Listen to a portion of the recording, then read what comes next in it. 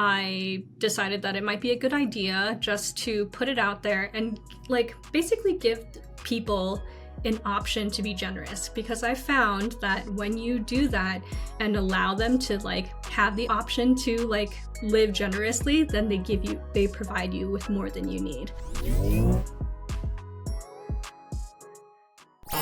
This is Between Rounds, where we explore how people build Mahjong communities one tile at a time. I'm Jacob with Red Eye Mahjong, and I have been so excited about this conversation. My guest today built something that honors both where Mahjong comes from and where it's going. A club in Denver that went from friends watching YouTube tutorials to 30 plus people showing up all in just a few months.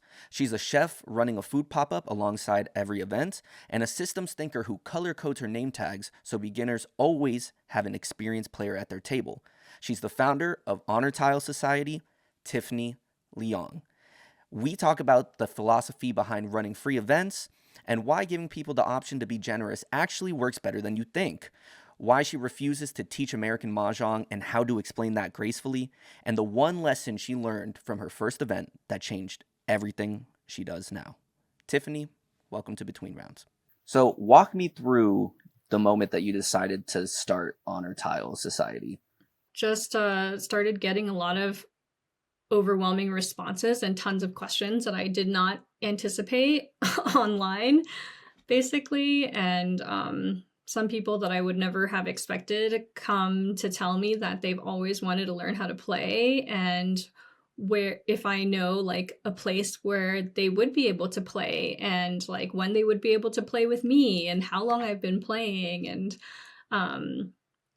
busting out all of these, like, I think it was like, the big was it the New York Times article where like they featured green tile, or like the resurrection of like Mahjong social clubs in like the younger generation. People kept directing me to like those articles and stuff, and saw that I had been playing. So I just decided it wasn't even really a long thought. Within like a few minutes, I was like, okay, well, maybe I should just make it a thing, and started the Instagram page, and reached out to like a lot of industry friends who had been talking to me, saying that like, hey, our next meetup is going to be, originally it was at like, our friend's co-working space that was like empty on the weekends. So we were meeting there for, I think this was just like the second meetup. And it was like a potluck style situation just between friends. And so we were just like playing and eating and watching YouTube videos. And then we like read some instruction out of the Mahjong Project book. And yeah, so there were Great book. Yeah, I know. It was like maybe 30, it was 32 of us, like at that point. And that was already like a lot, I think. Yeah, I think. That is a lot of people. No, it was like 20, it was 24 that time or something like that. But hey, that's still 6 tables. Yeah, but then it like jumped to, 30 something people, and it just kept getting bigger from there. So it was after this meetup that, one of our other industry friends, who's like the photographer, like the food photographer for a lot of the main restaurant groups in the city, was like, hey, like, he has a coffee shop that also doubles as his studio and event space. It's called Dry Clean Only, because it's in an old like dry cleaner building. But he suggested that like put his space up for offer just to give us a place to meet. He's just like, if you guys want to come here like anytime, like you're more than welcome to. And I kind of started doing some more research via social media as to like how people were running their events too, and like was on the green tile, news updates and everything like that. So I was like, okay, I settled on a date, signed a little contract for it, to meet in the space, and then just like created my co-host created like a partyful invite, and on social media just broadcasted through the page that I had just started like not even a week ago. It's just like, hey, we're meeting up at this space next, like RSVP if you're wanting to attend, and then, we'll get stuff for it. So very slowly I started like building up my inventory of like, I was like, okay, well, if we're going to meet, we need mats. If we are going to have people who don't know how to play, then I need to like print out some kind of instructional material. And because like in my full-time job, I'm just a systems gal, like I know how to make things work and plan stuff.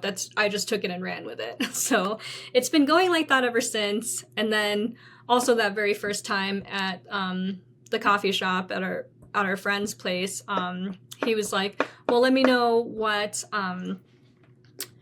you guys are doing for food so I can line up a vendor. And considering that my partner and I are chefs and we had been talking about this this concept that we were wanting to explore for a while, I was just like, don't line up any vendors. We're going to do the food for it too. Oh, wow. So, That's super cool. Yeah, so I don't know, we had like I have been doing catering on the side too, so we already had like between the two of us a lot of restaurant equipment, and we know how to run the show basically as far as like pop-up events go. So that was just like an easy way to tack something on as like more of an incentive for people to come join, because I don't know, like a majority of them were Asians, of course. And so it's like, what's going to attract Asian people more than food? And it's also a way to like keep it free. Like I've always wanted to keep Honor Tile free to access. And what better way for people to come and like have the option to have food and drink if they want? Like you're going to be sitting for hours, and that way we're bolstering not only our like own social club, but also our friends' small businesses at the same time. Yeah, that's awesome. And I'm glad that you said that, because my next question was going to be, the free monthly events is something that I also do with my club as well. Like all of my events are pretty much free. And so seeing that you guys also do it for free was interesting, because I know obviously Mahjong is not a very profitable business. I don't think anyone is really doing this for the money. Right. But doing it free for sure adds its own level of complexity of it. So I was going to ask how you make it work, but it's cool that it seems that it's working because you also do a food pop-up alongside of that. Yeah, I originally was just not making money. I just kind of like, I was just paying for things out of pocket. Like I found some mats that were on sale and I purchased all those because I thought that, if nothing else, then I would just have, a set of tiles and some mats, and I can like, play with my own friends personally if I want to, or, if I stop doing this, then I can sell them off or like donate them to other community members who like play more regularly. So yeah, I was like, I had acquired the 2 sets that I have from my own family. And then I've always wanted to like have a Mahjong table, so I purchased my own. Like ultimately I was just like, okay, if nobody else comes and I just have this stuff for me. but then like I started printing off all the like materials and everything, and then realized like I was accumulating a little bit of a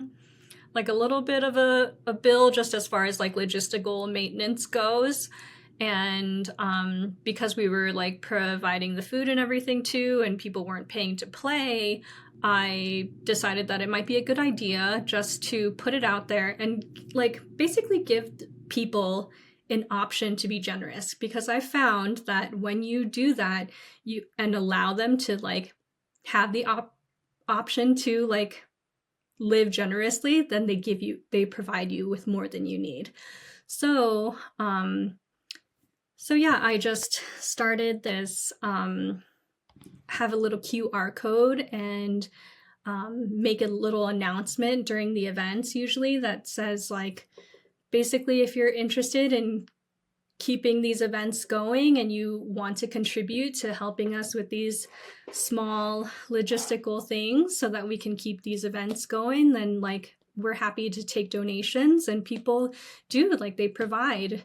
And it's been really great. And, you know, as much or as little as they want, and, you know, they'll ask if we have a suggested amount, and that's usually like $5 or $10. Like, it's like, I'll take anything if it's going to cover the cost of like printing you guys instructions, and, you know, you can take those pamphlets with you, or, you know, for mooncakes and mahjong, like all of those things go directly back into the club and like helping it function well. So yeah, people have been really kind, and we've received a little bit of donations that way. That's awesome. That really, it really shows the power of the community. Yeah, and like I don't think anyone else is, you know, running these kinds of things in the city, which is why like people have reached out to me to see if I want to like host in conjunction with other events and stuff, which is what brought me to, you know, the tournament that they were wanting to collaborate on. And yeah, it's been really cool. That's awesome. Speaking of the tournament, do you have more information on that you can talk about? What is this tournament? I haven't yet. So there are a couple of the groups in town. So there's CAPU, which is the Colorado Asian Pacific United, I think. They are a nonprofit group that aims to bolster like Asian community outreach. They are really looking into historically documenting like our Chinatown that no longer exists in Denver, but, you know, kind of restore. I think they had like a Chinatown exhibit. It was like the old Chinatown of Denver in our like history museum in town too. So they've just been like aiming to uplift like more of the community and bring awareness to some of the programs that are offered to like NHPI people in the city. One of them is also, her family also runs the Happy Living senior community that I talked to you about. And so with that, like, I think another one of these like community members also runs a Social Fabric Hub, which is like an event and like meeting space for everyone like in the AAPI community as well. So obviously like they all know each other, like they all participate and help like run the Dragon Boat Festival here too, and they're just kind of involved in like all of these things, and like I think also represent like Asian Avenue magazine here.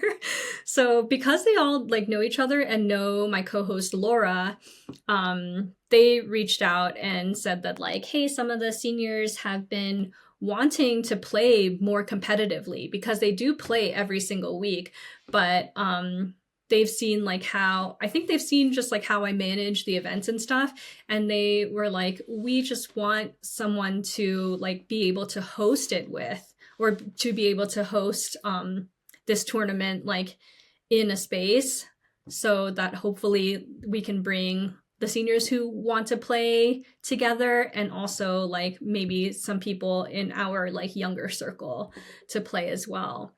But I thought it was a really cool idea just to like, you know, get their juices flowing again, because they obviously like have been itching to like either play for money or prizes or something, because like I don't know how competitive they get, but if it's like anything like my family or like my grandma, it's probably a lot.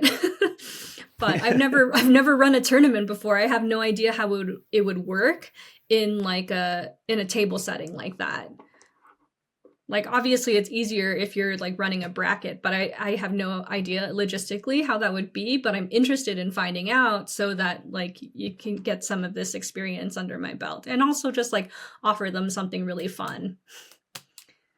So this tournament obviously is competitive, but on your regular Mahjong events that you host, how competitive would you say that your people are, if it was on a spectrum of just like, oh, we're here just casually, just having fun, and like, oh, I really want to play and get good and beat everyone here. I hope that it will someday be that good where experienced players will be attending these more, but we've only been operating for realistically for like 5 months.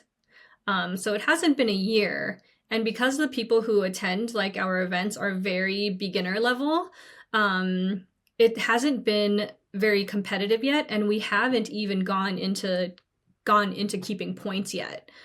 So that's something that I hope that we can incorporate like more experienced players in the future so that even myself, like I can learn to like how to play with points. Um, yeah, but I would say like 95% of the people who come are beginners. And even if they have played a few times, they still consider themselves beginners because they're still kind of learning their strategy and like special hands and stuff like that. Um, but yeah, it's really like a community gathering of people who are just playing casually. We had our first teaching event like 2 months ago, and I thought that was really fun and successful because like at each event we have started getting like really seasoned players, like maybe just like two or three. And so what I do when I check people in for the meetups is like I tell them if they're experienced, then they get like a green tag or something. If they're beginners, then they get a red tag for their name tags. And they'll write them down. And then I encourage people to sit at tables or to have the experienced players spread out so that the beginners can sit with at least one experienced player at their table. And that way they're making friends and they're talking through all the suits and like how to build a hand and, answering questions if people get confused. That's awesome. That's the name tag system. That's really clever. I have not thought about that. And how do you manage the flow of games? Like, do you typically have more people than you have sets and tables? So you have to constantly rotate people out, or is it pretty even where everyone can kind of sit at a table for a while? It's pretty even and open because like I've managed the RSVPs to this point only to like how much like we have a capacity for. Like I only have like up to 10 mats at this point. So I can't ever do more than 10 tables. That's where we've maxed out. And we don't even have like sets of like house tiles either.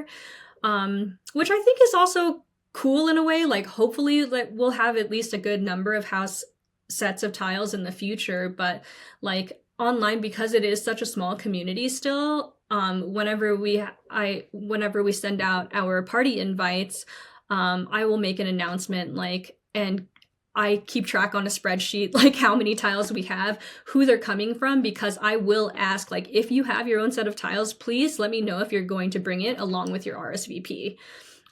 Just to make sure that we have enough for everybody to play. And there's such a like great storytelling piece in that too, because people will bring tiles that they inherited, or like I have a set of like really antique ones that are like bone and bamboo, and like it's Wow. just such a neat it's such a neat way to connect with people because like you see the variance and like everybody's sets and how beautiful they are, and you get to just ask them about how they acquired them, like how they started playing, and yeah, it's a great conversation piece.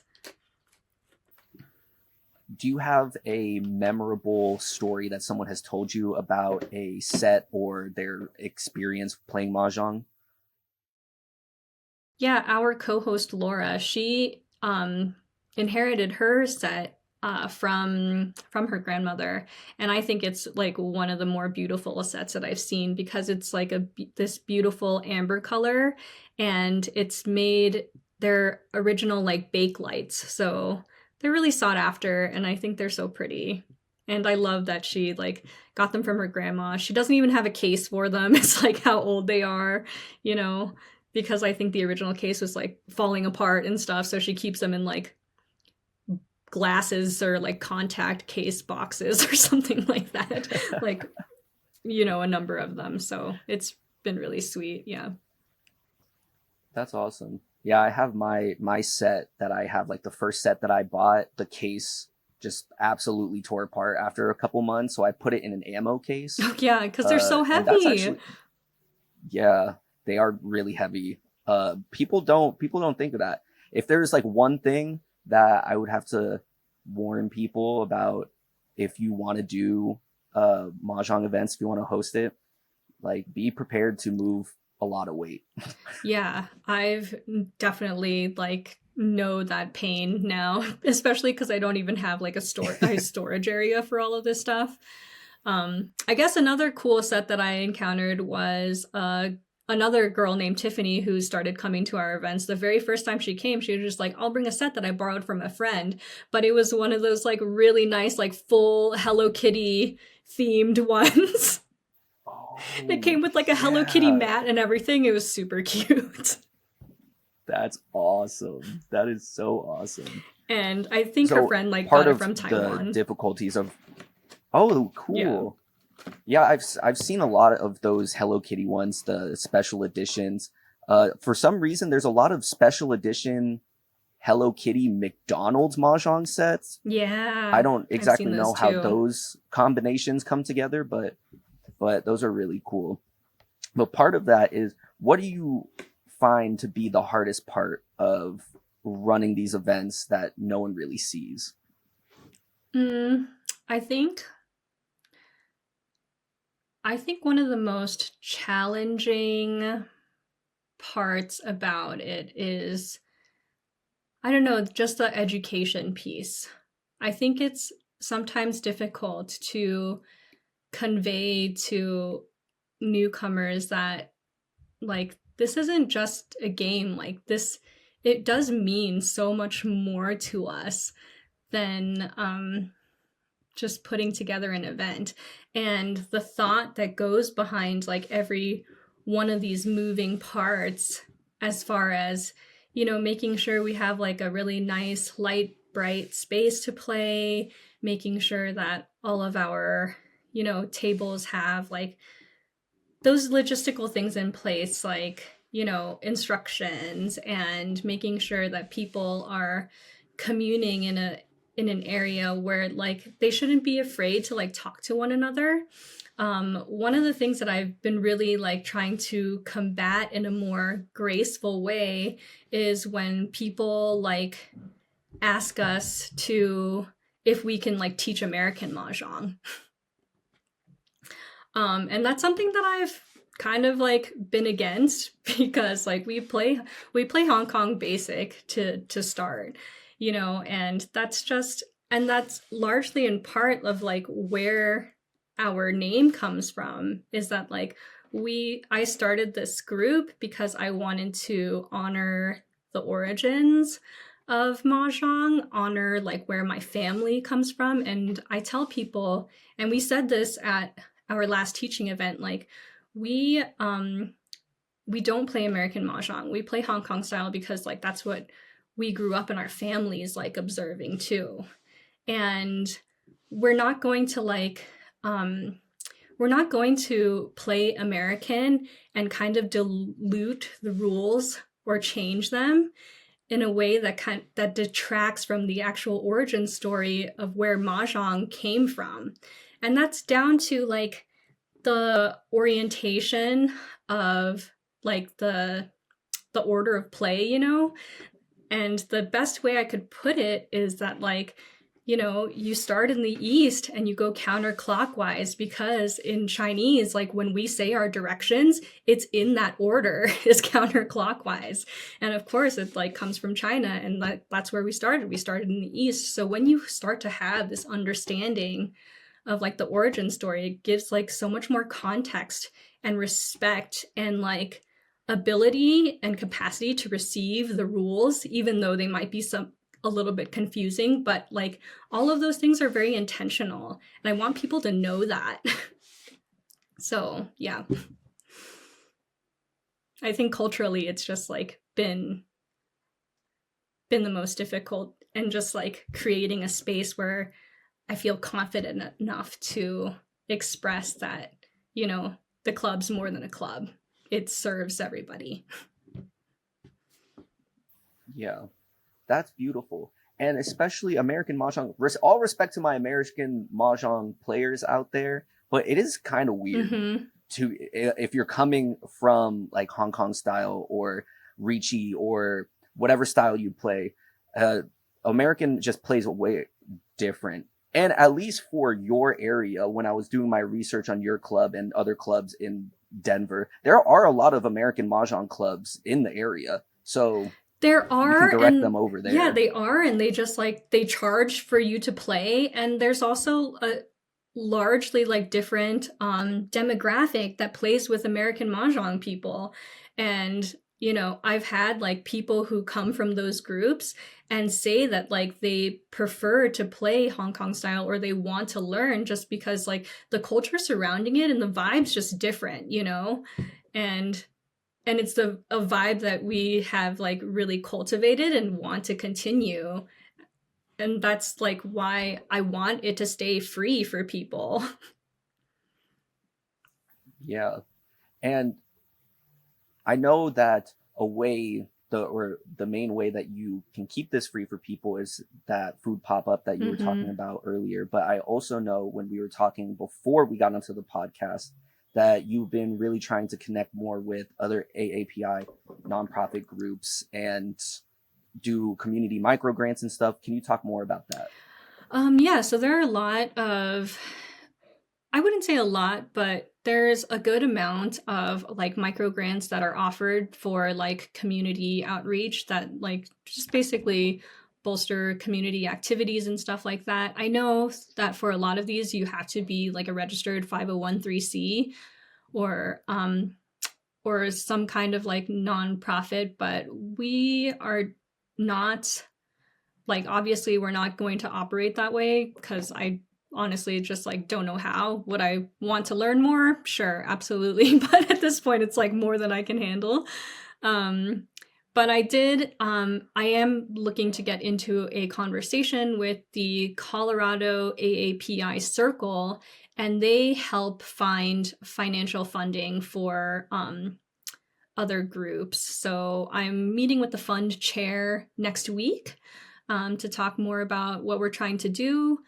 Um, yeah, we also are connected with a woman here. Her name is Tron Wills. She is running for city council, and if she gets elected, she's going to be the first like Asian American in the history of the state to ever be on city council.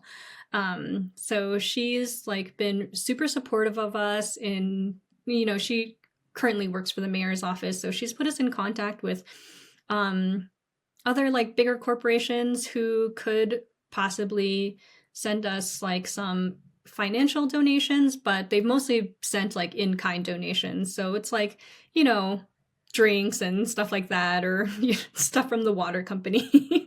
But it's like, it's great to just to have a backstock of that stuff and know that if we meet in a non like food service space, that we can have those offerings for our guests. And outside of these donations, have you tried or looked into more conventional sponsorships to help fund this? I haven't yet. The most conventional sponsorship that I've looked at was like, emailing a representative from like bigger corporations, like, what was it? It was like Comcast and, some other places. Because it's, I think it's kind of hard to accept taking money from corporations too, but like that's kind of what they're out there for, and it really matters like what we do with the money as opposed to where it comes from. So let's think hypothetically, right? You win the lottery, you have all the money at your disposal, all the resources at your disposal. What is a dream goal that you would love to reach with Honor Tile Society? Hmm. I would love to I would love to be able to coach other organizers to run events. so that we can further our reach. Yeah, because I'm just doing this almost solo right now, and to be able to like coach people on how to get this stuff running and how they can access, spaces, materials, table sets, and really start to like take their own groups off the ground, I think would be really cool. That would be really cool. And I'm glad that, if anything, like we have started to kind of do that, especially with like this Discord server that shout out to Connor for starting and organizing all these different people. Like that's how we got connected, was through that. And I think that is a really cool resource, and a resource that is really necessary, because there are not really any resources out there about how to start a Mahjong club. It's quite a niche prospect. Yeah, I think when I start things, I want it to look as sharp and professional as it possibly can.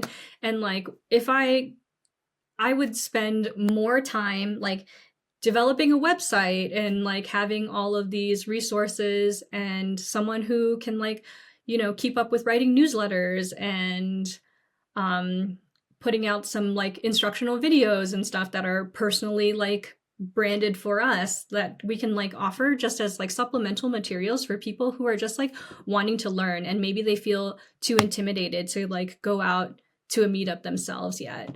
I think that's the biggest thing that people find like really challenging, is just like, well, what do I do if I don't know anyone there, and like I don't know how to play? Just like, this is what it's for though. It's like for you to make friends, and it's for you to come and learn. So just come and like hang out. Like it's not a big deal, and it's not as there's not as much pressure, I think, as people feel that there is.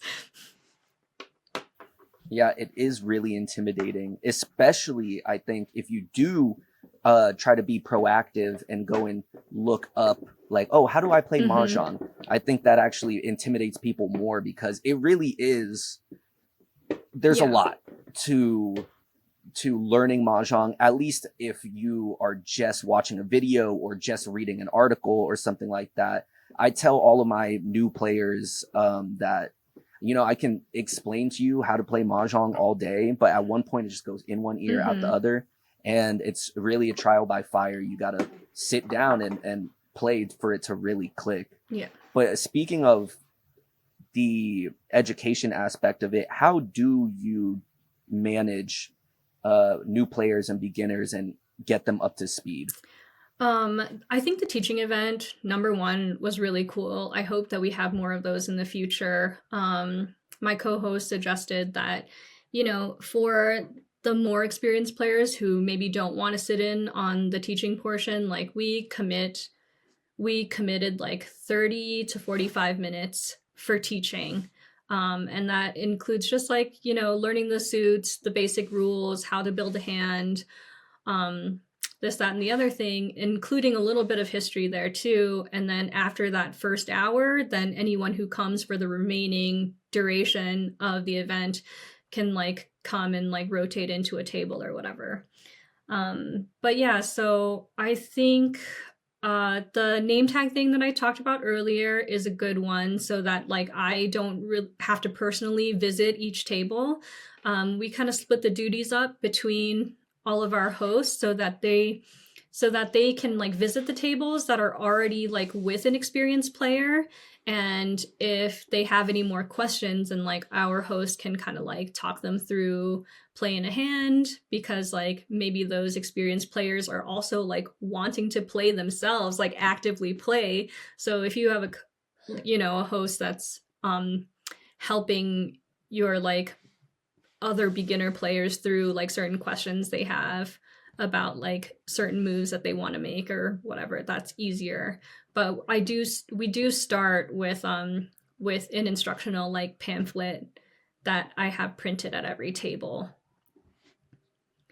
and that includes like the order of play, the like how we're shuffling and pulling tiles, and then how the order in which people are like taking tiles and playing, and just like all the discards and stuff like that. So they have a reference point if they do like get confused along the way, I guess.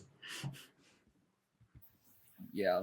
The references definitely do help. I do have a cheat sheet as well for my club, but it is just on my Instagram page. I don't actually have any physical pamphlets printed out, which I Yeah. need to do because people love physical Yeah, some of those, items. like, those like Okay. pamphlets, we have a trifold one, and it's like those donations have covered like my printing costs for those things, and like try to make them look really nice. They're printed in color so that like each person can just like have it in their lap while they're playing. And then they're welcome to take them with them if they want, and then I just print more next time. Earlier in our conversation, you said you're a big system girl. What systems have you found to be useful for you in running these events? Um, the making sure that there is a check-in process has been really helpful. And making sure that there is a running list of like RSVPs and like through our party invites has been great for me personally to manage, just because like I'm not gonna have this can't be an open invite thing quite yet, just because like we have to make sure that we have a certain number of tiles. Like when we reach capacity, like this is where it becomes really helpful, is like I'm able to inform people who are coming that we've reached capacity, and like anybody else is welcome to come, just because like people are always willing to rotate extra players in, because they are going to get up and like they're going to want to get food and get drinks and like help their plus ones if they're bringing somebody to like get their turn in as well. So yeah, I think just for now, like having that structure in place is really nice.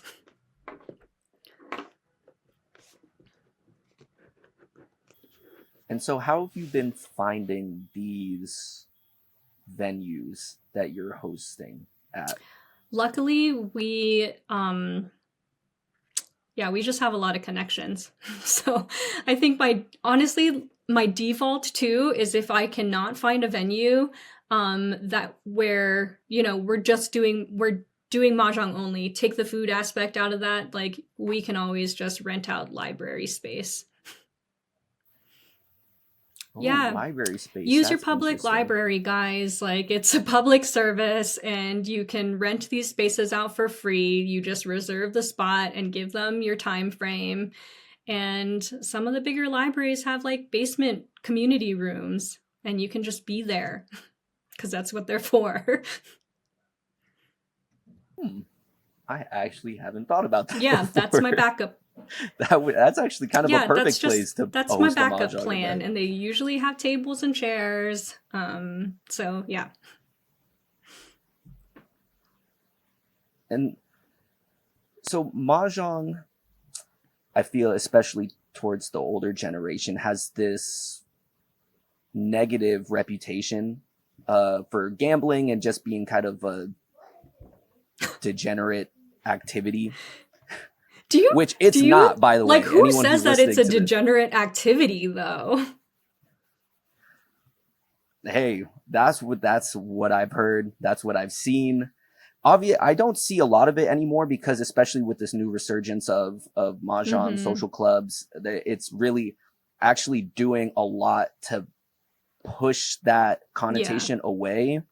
I think a lot of people are doing it just to have some sort of third space, some sort of alternative to being a degenerate gambler, and and etc. etc. But how have you found that? Has that reputation affected you at all, or I don't think um, so. how do I you don't think so. navigate At that? least not out here. Like I've never really viewed it from like a negative perspective. I've just always known it to be, if anything, negative, just that it's like a senior citizens game. And if they are like being crazy and like gambling and really serious about their money, then that's just like them being themselves. I don't I don't know. I find it really interesting that you use the word degenerate, because I just would never have thought about that. I just thought that like just these old ladies are just getting a little wild out there. And like honestly, like I love that energy. I love it when people start to win and like it starts getting really loud in the room. Like that is the best. It feels like really rambunctious and robust, and I just wanted to keep going. So I don't think we've really like found that to be a challenge or that reputation to have followed, our gameplay or like our events or how people view like what we're doing. So it hasn't been an issue. Sweet. Glad to hear. Because not that I've run really into that issue, but I have heard it when I've talked to other Mahjong organizers or other people who have, played Mahjong for a long time, that especially on the last episode that I did with Connor, he had a funny story where they were set up at a mall and there was a little kid who came up and they were like, "Oh, do you want to learn how to play?" And their father or grandfather or something like that just yanked them from the table and gave them a dirty side eye. Yeah, I think it just has to do with So the gambling aspect of it is, but we have so many beginners that like if anything, they're like, "Oh, I want to be really good so that we can start to gamble and then I want to learn how to hustle people." But we haven't gotten there yet, so I don't know what that would look like for, these younger generation millennials like myself who maybe you do get really good and you want to like hustle somebody's grandma. I could feel like that would be a really degenerate thing to do. But yeah, we're not there yet. So maybe we will be someday. Who knows? Yeah, definitely. Baby steps for sure. I've definitely found that making that transition from just playing the base game and then moving on to playing with points has been a lot more difficult than I was expecting it to be. Maybe it's because, so many different people come and play. So it's like we are always constantly having to start people from the beginning. And everyone has their own house rules, right? Like, but have you, and like how I don't even know like how you assign points to different hands, like if there's a variance in that from group to group. So yeah, haven't entered that territory yet, but I'm hoping to soon in the new year. In the new year, for sure. Tell me about your first event. What went right? What went wrong? How did it go? I would say first official event. What went right is there were a lot of people that showed up. What went wrong is just making sure that we had enough guidance for people. Like I had not printed anything out yet at that point, and it was after this event that I knew. I was like, okay, everyone needs instructions.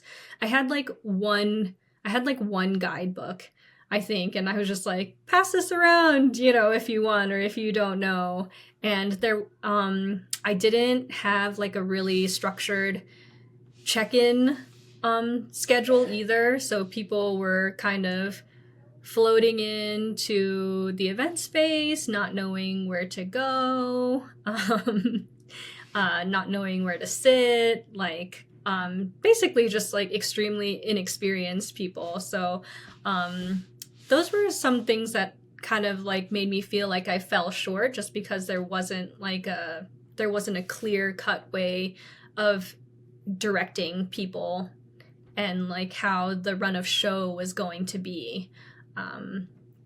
So yeah, but after we kind of figured it out, and those were the times where like I actually had like my two co-hosts with me, so all of those issues were mitigated very quickly. But yeah, like those were some things that I just had not anticipated, but that I fixed, the next event that came up. Also, I do want to put out there, when people offer to help you, just take the help, because the setup for these events takes so much longer than you think that they're going to. Like, I think that I can come in and like just, oh, no big deal, we're just going to set the tiles up and the mats and it's going to be fine. But like, take the help, because you're going to need to move tables around. You're going to need to reorient the room to make the flow a lot easier. And yeah, just take the help. It always is going to take more time. Yeah, that's all I got. Otherwise, I think the first event did like actually go really well, because we got awesome feedback on the food. Everyone was able to like get drinks beforehand and then sit down. Yeah, so it was a really good flow that particular day. For the first time, it being like a big thing, it was pretty cool. That's awesome. Now that you've had some more experience, you said you've been doing this for about 5 months now. Walk me through what happens 48 hours before an event. 48 hours before an event, I make sure to send out a text announcement. It's through Partyful. It's pretty easy. Just making sure to get people to update their RSVPs if they're coming, and if they're not, just to let us know. Confirm on the actual page if they're bringing a set of tiles or not. If they are, I usually just like have like a Mahjong tile reaction so that I can count myself, because I'm like the party host. I can see all of their names and who's bringing what, so that's really cool. If we are meeting in a space at a designated time, I'll just let them know, come a little bit early if you want to grab a drink, so you're not cutting into playtime. Or, just like if we have any opening statements and stuff, so that everyone can come and order their drinks and then sit down and I can address the whole group at once. So yeah, I have just like some logistical details in those announcements. And then continuing to update it within the 48 hours. And at that point, just double checking that I have, all of my mats. Like, I've been slowly like incorporating, some more decorations depending on the event. Like, just making sure if I need to go pick up more tiles, like that's what I'm going to do. And then like that, I think the event part of that is easy for me. It's like the running the food part too. So like I'm also like prepping out food for that the night before as well, and like kind of just like not sleeping. But that's fine. And then like if I need to get stuff printed, like I will send it to the printer, and then like, block out my time that way. Like I will either do a printing online, or I'll just like go and make copies for myself and make sure I have enough time to like fold things and like stamp stuff, because we have stamps for our name tags that kind of make them look a little nicer. Yeah. And then the day of the event, I show up an hour early, like more if I need time, and just make sure everything's set up and ready to go. We have like a banner that I got printed too, so that we have like directionals if we're meeting in an event space, like our signage is up there. I make sure that I have our QR codes printed out for people who want to give a charitable donation, so they can just scan it right away. And yeah, that's it. And what does your post-event look like? Do you do anything afterwards to see how it went, or post about anything? Or how does the post-event 48 hours go? Post-event goes, I spend all of my time cleaning everything up, making sure it's good to go. And then like in the hours afterwards, I just make sure that I repost anything that has us tagged in social media. I create a story highlight or something, or like compose all the pictures and videos that I've taken into a little reel and make sure the reel's posted. I will send out a thank you via the Partyful invite for everyone who attended. and like do a little post about that on social media as well. And those are all those steps. So I just make sure to reach out and make sure that everyone's seen, and that I've gathered all like the coolest pictures and posts, and like make sure that I like thank everyone who's added pictures to photo albums or anything like that.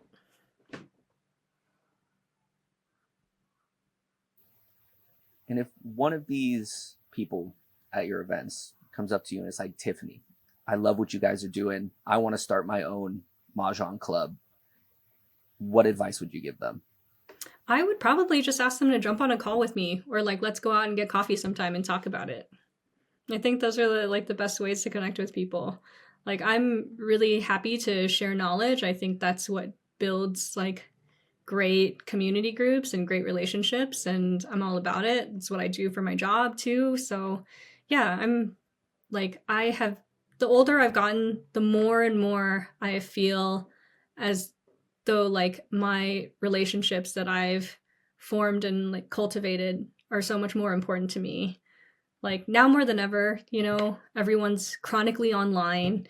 There's AI bots to do like anything that you can imagine. And like, sure, can somebody want to start a Mahjong group and just like AI a bunch of stuff and like, look up other groups online? Sure, but it's like not the same as connecting with someone who's actually done it and who can like give you those very humanistic like traits and tips and tricks and motivators for what will keep you from burning out or feeling overwhelmed.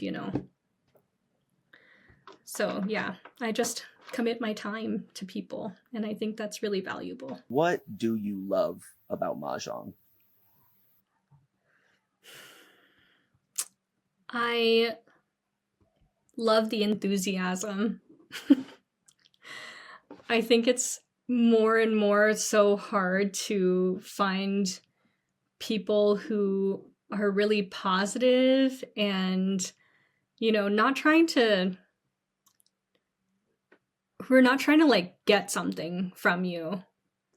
And what I love about Mahjong is that you can just include anybody who wants to play. And it's been so enriching to find people who like just want to have fun and are coming to you because they want to share, enjoy, and experience.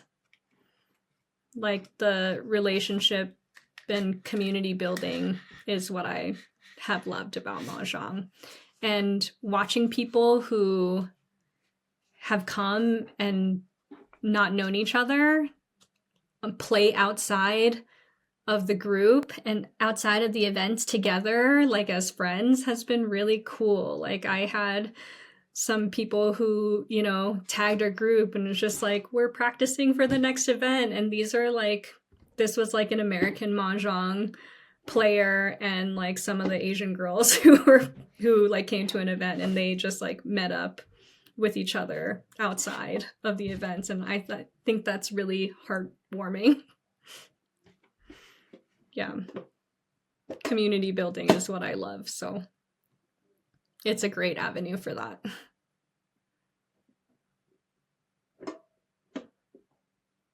Absolutely.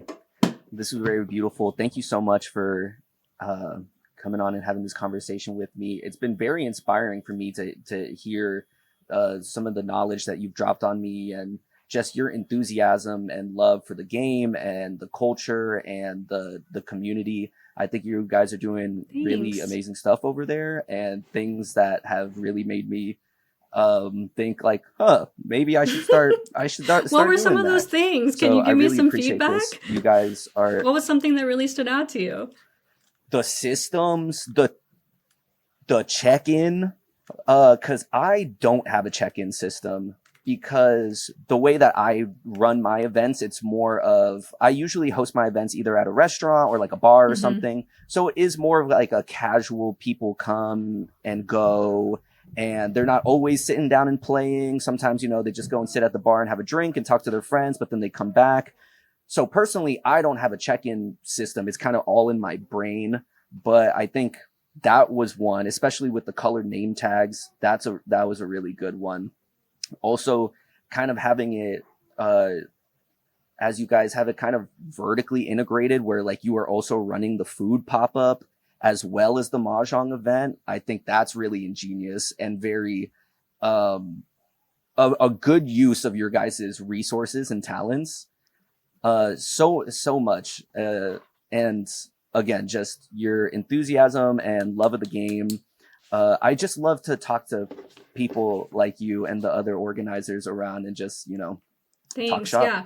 We actually have a really exciting thing that we're trying to plan in March, and that's like a chef residency that we have at another, couple chefs restaurant here in town. And it's going to be like the 5 Sundays out of March. What I was thinking though, in terms of like Mahjong, that we pick one of those Sundays and make it like a full Mahjong event.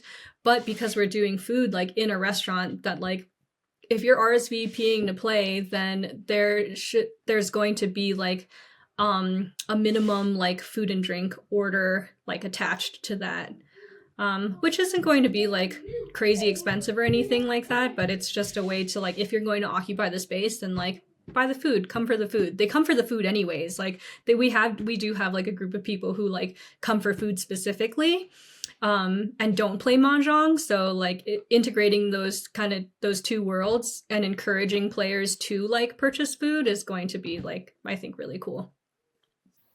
That's sweet. And I definitely will have to talk to you more about that idea because I have my own connections to hospitality and restaurant groups over here. And so to see you being like further down that line than me, and I would love to. Yeah, and like there's so many like cool Mahjong DJ events too. But like you have so many music connections. Like what better way to combine all of these industries than around Mahjong, which is like a really low stakes thing when you think about it, right? Like everything else is just like elevated because of Mahjong. Yeah. And I love it. Of course. I love it. Thank you so much for coming on, Tiffany. I really appreciate you sharing all your knowledge and having this conversation with me. And again, I really look up to what you guys do over there. I think you guys are doing amazing. And especially now having this more in-depth understanding of how it works, it's very inspiring to me. And thanks. I want to chat more with you about how you run your stuff too, so we can do it off the record. That was Tiffany Leong, founder of Honor Tile Society in Denver. And if there's one thing I'm taking from this conversation, it's the idea of giving people the option to live generously. There's something really beautiful about trusting your community to show up for you and then watching them exceed what you expected. I also love what Tiffany said about committing her time to people. That is our social currency. And that's really what this podcast is about. Organizers sharing what they've learned so the rest of us don't have to figure it out all alone. And you can find Honor Tile Society on Instagram at Honor Tile Society. That's honor with a U. And if you're in Denver and you've been curious about Mahjong, go check them out. Tiffany's running free events, feeding people, and building exactly the kind of space where beginners can just show up and learn. If you've enjoyed this episode, subscribe wherever you're listening and share it with someone who's thinking about starting their own club or just someone who needs to hear that it's possible. I'm Jacob. This has been Between Rounds. See you at the table.